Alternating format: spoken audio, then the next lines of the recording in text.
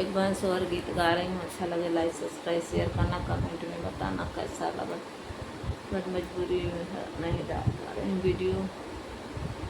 कहवा से आवई पाँचो पंडवा त कहाँ बा शिष्ट मुनि, कहाँ बा शिष्ट मुनि हो।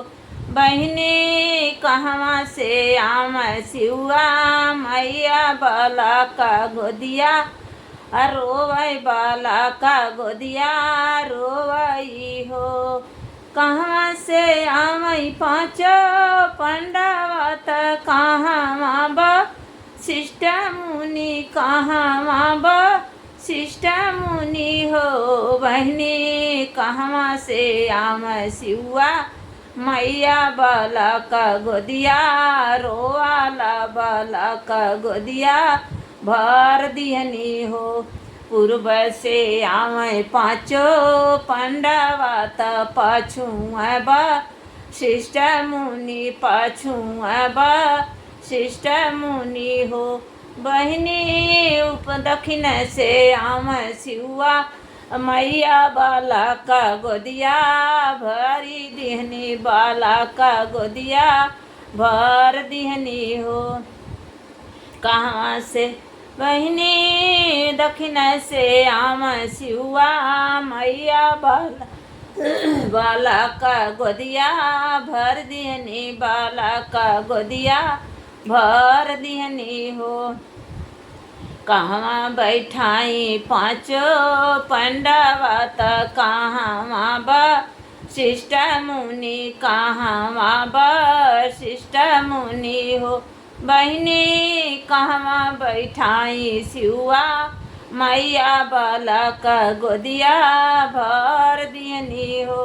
बहनी कहवा बैठाई सिवा मैया बाला का गोदिया भर दिहनी हो। दुअरे बैठाई पाँचो पंडवा त आंगने बा शिष्ट मुनि, आंगने बा शिष्ट मुनि हो।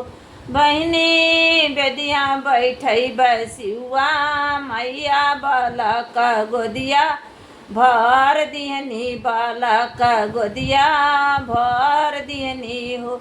बहनी अंगने बैठ बेदिया बैठई बसिवा मैया बाला का गोदिया भर दिहनी हो। काऊ खियाई पाँचो पंडवा त काऊ बा शिष्ट मुनि, काऊ बा शिष्ट मुनि हो। बहनी काऊ चढ़ई बसिवा मैया बाला का गोदिया भर दिहनी हो।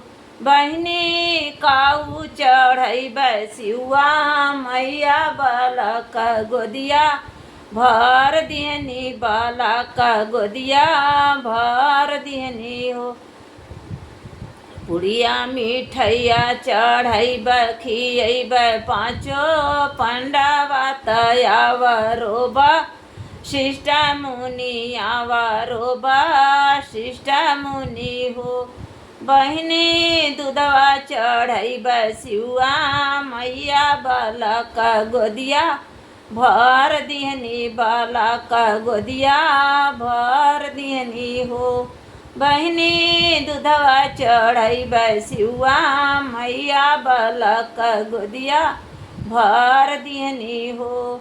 कहवा से आवई पाँचो पंडवा त कहाँ बा शिष्ट मुनि, कहाँ बा शिष्ट मुनि हो। बहनी कहवा से आवई सिवा मैया बाला का गोदिया भर दिहनी, बाला का गोदिया भर दिहनी हो। बहनी कहवा से आवई सिवा मैया बाला का गोदिया भर दिहनी हो।